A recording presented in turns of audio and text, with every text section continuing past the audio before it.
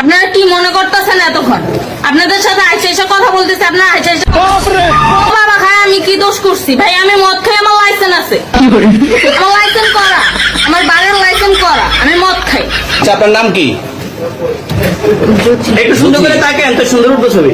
বাড়ি কোথায়? ঢাকা মিরপুর। ঢাকা মিরপুর। বাবার নাম কি?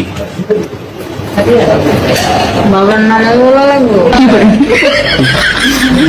কি না বাবার নাম বলেন? রহমান। রহমান। মায়ের নাম?